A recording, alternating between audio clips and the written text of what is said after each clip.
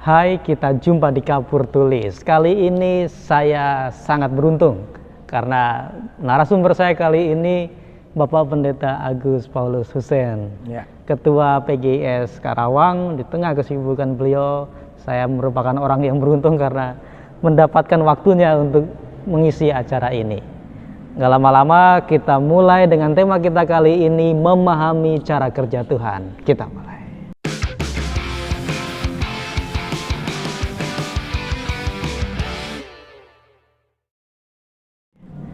Pak Pendeta, memahami cara kerja Tuhan. Tuhan bekerja dengan luar biasa, mengajak serta kita yang biasa-biasa aja dengan seperangkat peraturannya. Kadangkala kita nggak ngerti cara kerja Tuhan. Betul. Kalau Pak Pendeta, bagaimana cara kita mengenal kerja Tuhan itu? Mungkin pertama ini dulu ya Pak Satria.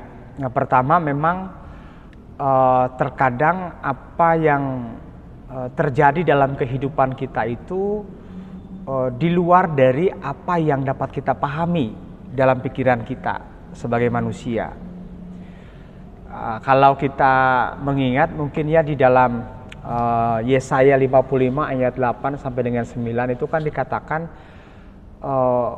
bahwa sesungguhnya kan rancangan Tuhan dalam kehidupan manusia itu adalah rancangan baik gitu ya, yang penuh damai sejahtera.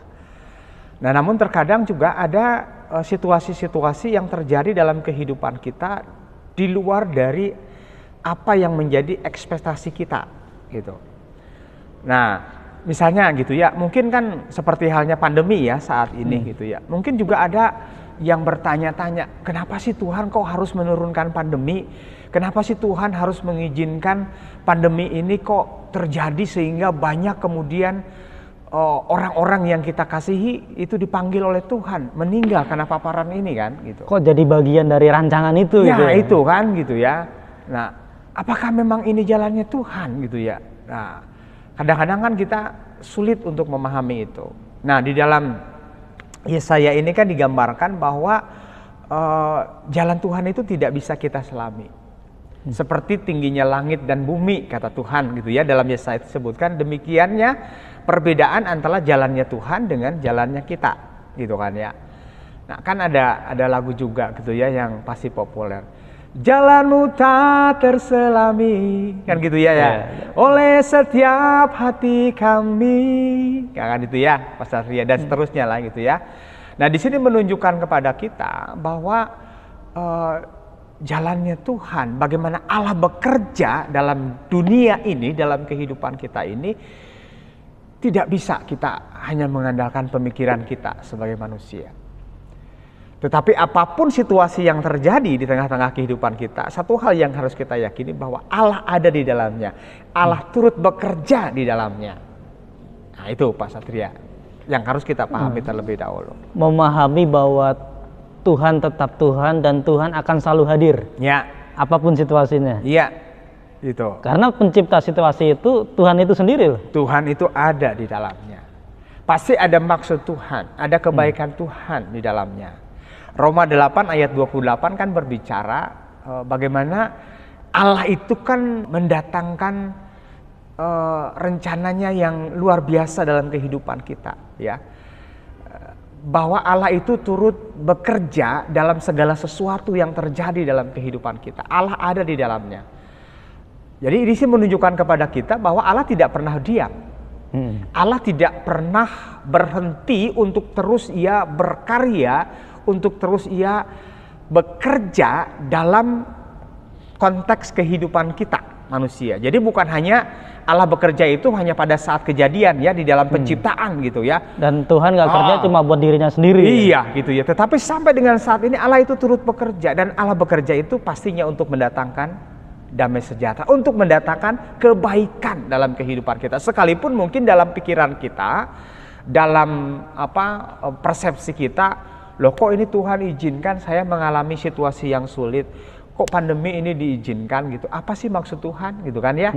Nah, setelah kita mencoba merenungkan gitu ya, kenapa sih Tuhan ya menjadikan pandemi yang luar biasa ya, virus yang kecil ternyata mampu meluluh lantakan dunia ini gitu ya, bahkan juga manusia yang tadinya mungkin berpikir kan dengan kemajuan teknologi sekarang kan manusia bisa melakukan berbagai apapun gitu ya, tetapi dengan berhadapan dengan virus yang kecil ini ternyata tidak berdaya. Ya, disinilah kita bisa melihat bahwa Tuhan bekerja untuk mengingatkan kita agar kita sebagai manusia jangan arogan, jangan sombong, jangan angkuh dalam kehidupan ini. Diingatkan kita bahwa bagaimanapun juga manusia adalah makhluk yang rentan, makhluk yang fana, yang rapuh.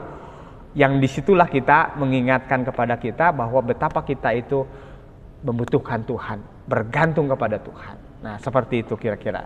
Tuhan pasti nggak bakal kompromi dengan keputusannya sama kita manusia. Kalau sudah ketetapannya ya ketetapannya, jadi ya jadi. Ya. Kita kan pelaksanaannya nih. Ya. Seringkali kita telat sadar, kita telat ngerti. Ini bagian dari kerjaan Tuhan gitu.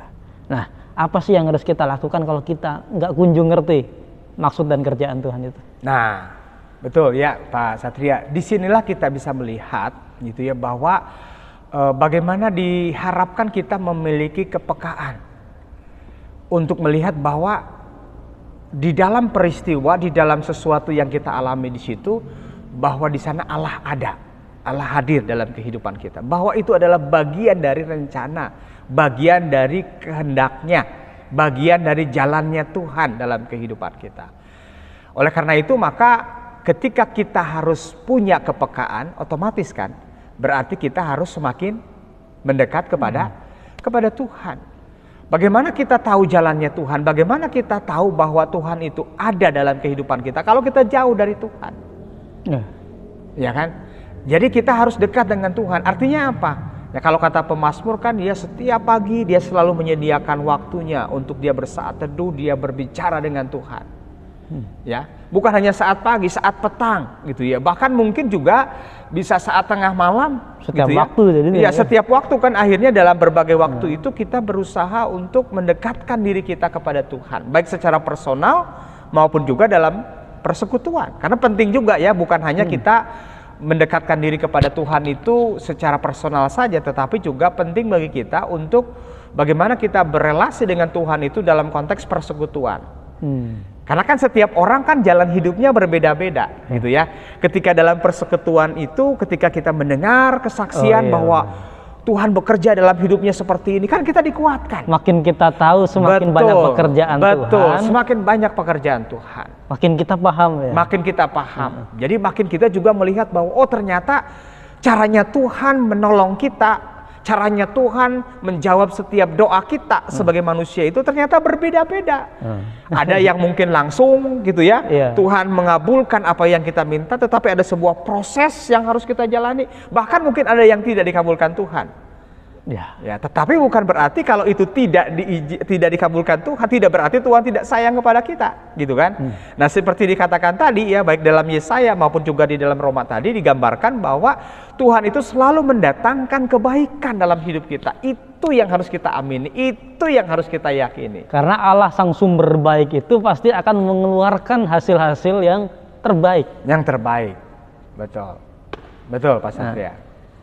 Kadang-kala kan terasa seperti kalau lagi kena ujian atau lagi diizinkan mengalami sesuatu yang buruk, rasa jauh, rasa seperti Tuhan cuma ngelihatin kita aja jalan.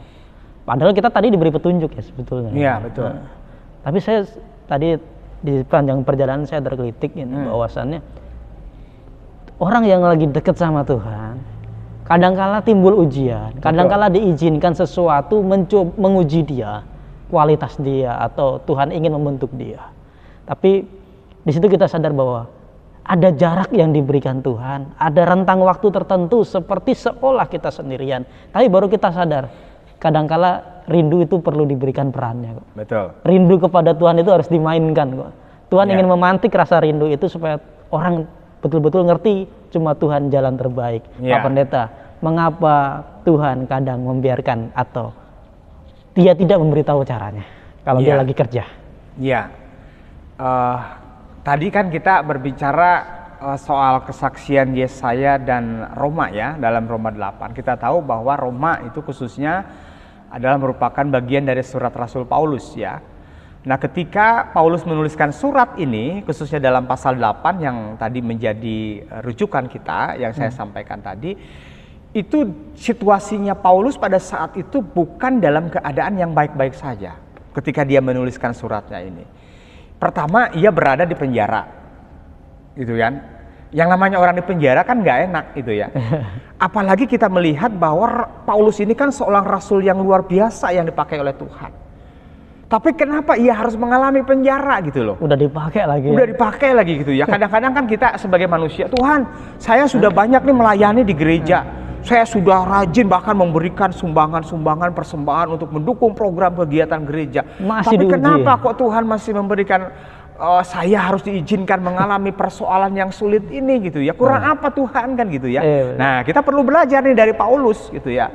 Paulus pada saat itu kurang bagaimana dia memberitakan Injil luar biasa dari satu tempat ke tempat yang lain. Sepenuh segala hidupnya. Segala hidupnya dia curahkan gitu ya. Nah, tetapi pada saat itu ia ternyata harus mengalami penjara oleh karena upayanya untuk memberitakan Injil gitu kan. Dan bukan hanya itu saja, bahkan juga secara fisiknya pada saat itu Paulus pun juga dalam keadaan yang tidak baik-baik gitu ya. Secara fisik pun dia dalam keadaan yang kurang sehat. Ya, lelah fisik, lelah mental. Iya, betul. Itu ya. Jadi kondisinya udah sangat luar biasa ya.